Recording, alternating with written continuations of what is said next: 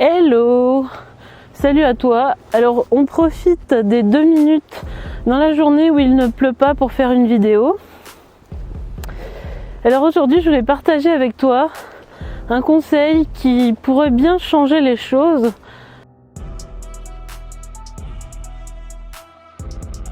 Qui pourrait bien te faire voir tes études et ton travail de salarié sous un angle différent. Et il se trouve que moi, quand j'étais étudiante, mon travail était assez mal perçu par les profs et on trouvait que c'était bof bof. Sur mes bulletins, c'était peut faire mieux, ne respecte pas assez les consignes, etc., etc. Dans le milieu salarié, ça s'est pas arrangé. Quand j'étais dans l'administratif, on doutait un peu de mes compétences. On se disait, celle-là, elle a un bon niveau, mais concrètement, c'est pas génial. Et si tu te retrouves dans ce cas, si tu bosses beaucoup et que tout le monde juge ton travail bof bof ou peut mieux faire, si tu es insatisfait, mal vu, si tu progresses pas aussi vite que les autres dans ton milieu, si tu as l'impression que tes efforts ne sont pas récompensés, peut-être qu'il y a une chose que tu n'as pas compris. Alors après, ça paraît évident dit comme ça. Enfin, peut-être que tu l'as compris mentalement, mais que tu l'as pas vraiment intégré là-dedans. C'est que, dans tout système où ce n'est pas toi qui décides, c'est-à-dire les études, le salariat, dans tous les systèmes où tu travailles pour quelqu'un, on a des attentes par rapport à ton travail. Il y a des choses, des consignes, des règles explicites ou implicites qu'il faut que tu intègres, qu'il faut que tu comprennes dès le départ pour pouvoir être efficace, pour pouvoir travailler moins et réussir mieux. Et c'est vrai que moi, par exemple, quand j'étais étudiante, surtout aux Beaux-Arts, on te dit, ça y est, t'es un artiste, il faut que tu t'exprimes, il faut que tu sois toi-même, que tu te révèles, machin, enfin, tu vois le topo. Et de manière un peu moins affirmée dans les études supérieures, par exemple, moi j'ai fait une première année d'histoire à la fac, on me disait, oui, la fac, il faut que tu te cultives à fond, il faut que tu sois super curieux de toutes les choses qui entoure ton cours. En gros, il faut que tu apprennes autant ton cours que le reste des bouquins qui sont proposés. Je peux pas m'empêcher, je te montre quand même le ruisseau là. C'est beau. Regarde-moi ça. Bref. Donc, quand j'étais en première année d'histoire, par exemple, je m'étais mise à lire tous les bouquins qui concernaient mon sujet, toutes les bibliographies facultatives qu'on m'avait données à lire, tous les bouquins, j'ai lu des dizaines et des dizaines de livres parce que je me disais, ouais, mais c'est important de se cultiver, c'est important d'avoir des avis de tous les historiens parce qu'en histoire, on croit qu'il y a une histoire, mais en fait, il y a autant d'histoires que d'historiens.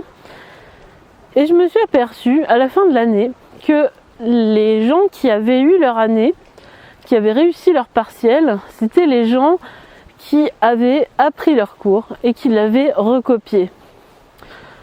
Voilà, t'imagines mon embarras, comme tu me connais moi, comme tu sais à quel point je suis, j'aime pas tout ce qui est abêtissant, tout ce qui est limitatif.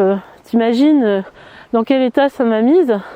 Et je me suis dit, en fait, à la fac, on nous dit beaucoup de choses qui sont pas vraies en réalité. On dit c'est l'ouverture d'esprit, c'est l'ouverture à plein d'auteurs, il faut avoir une culture de malade. Ouais, mais en fait, t'es face à des profs qui ont 50 ou 100 ou 150 copies à corriger.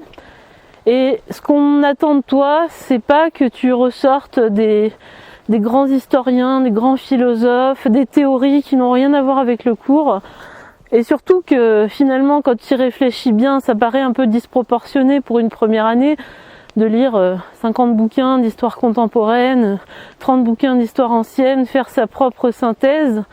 Tu sais que moi je suis une idéaliste, donc je sais pas, moi je croyais que la fac c'était un haut niveau, tu vois, c'était un truc vraiment élevé au niveau culturel. Et en fait je me suis aperçue que voilà, c'était juste de l'apprentissage, du recopiage, et au lycée c'est pareil, et finalement tout ça, c'est pas, je dis pas que c'est bien ou mal, j'ai pas d'avis là-dessus, même si moi je suis plutôt pour des apprentissages transversaux, pour ne pas spécialement respecter les consignes et s'ouvrir un peu à tout ce qui se fait.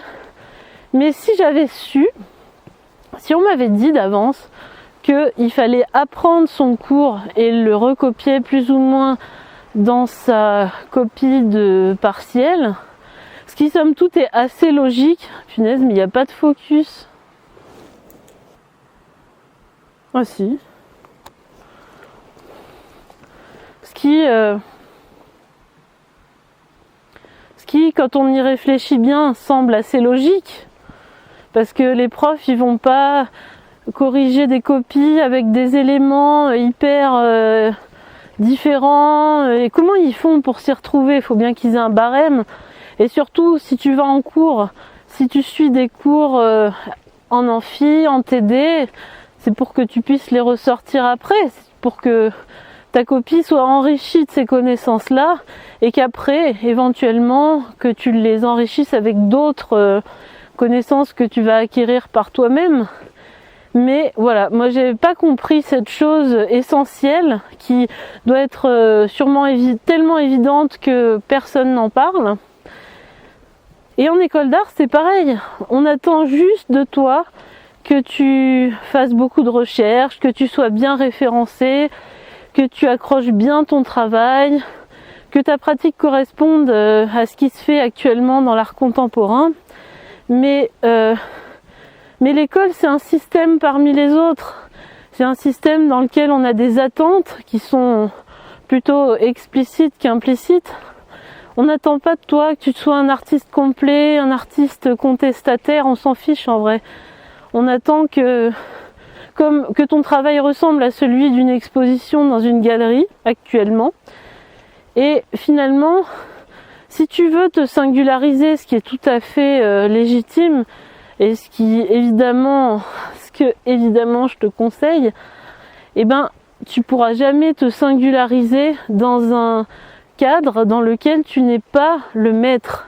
En gros, pour résumer, tu vas pas pouvoir être toi-même, vivre selon tes propres valeurs et les appliquer si tu ne travailles pas pour toi. C'est logique. Quand j'étais salariée, moi c'était pareil. Il aurait suffi que je comprenne quelles étaient les attentes de mon employeur. Moi je voulais prendre des décisions, contribuer au travail de direction. Et des fois en plus, le pire, c'est qu'on t'annonce un poste comme étant ambitieux, intéressant, un poste qui correspondrait à tes ambitions personnelles. Sauf que tu t'aperçois au bout du compte que derrière les intitulés, t'es un simple administratif, t'es un simple gras de papier. Et ça sert à rien de t'opposer, ça sert à rien de vouloir être singulier, de vouloir par exemple aux Beaux-Arts être un artiste contestataire dans une école des Beaux-Arts qui finalement devrait être appelée plutôt école d'art contemporain, puisque il n'y a que cet art-là qui est enseigné, et ce qu'on attend de toi, c'est que tu sois un artiste conventionnel, un artiste lambda. Donc, pour résumer ma pensée, je te dirais que au lieu de travailler comme un fou, comme une folle, au lieu de te fatiguer, de passer des heures à faire des choses qui ne servent à rien, qui te servent pour toi, pour ta culture, bien sûr, mais ne considère pas que tu dois faire autant d'efforts. Fais les choses telles qu'on te les demande. Et si t'as pas les codes, si tu sais pas comment faire, renseigne-toi Si tu es à la fac, renseigne-toi auprès des étudiants des années précédentes. Renseigne-toi auprès des autres employés de ton entreprise. Essaye de comprendre ce qu'on attend de toi et réponds à ces attentes-là. Et tout le reste, tout ce que tu voudras mettre en place pour affirmer ta singularité, pour te développer, pour vivre la vie selon tes propres valeurs, eh ben, garde cette énergie pour toi, pour ton entreprise, pour ton art, pour des choses dont tu es le maître, pour lequel c'est toi qui pilotes les opérations.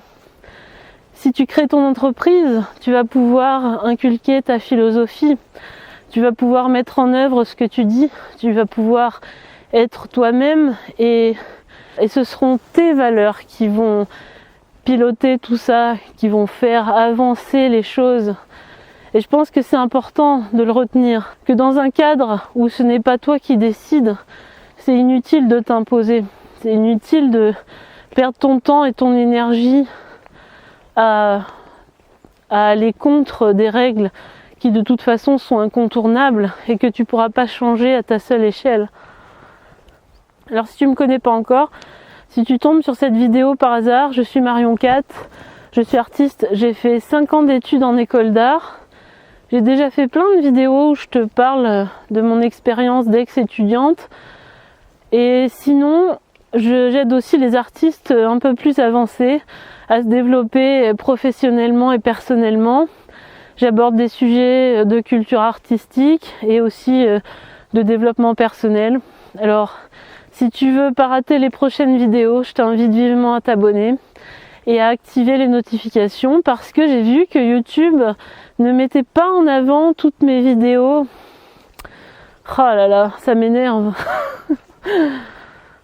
Et si tu t'intéresses à tous ces sujets, les études supérieures, les beaux-arts, les arts en général, la culture artistique et l'entrepreneuriat, j'envoie un mail chaque semaine, c'est le premier lien en barre d'infos, où je développe plein de sujets.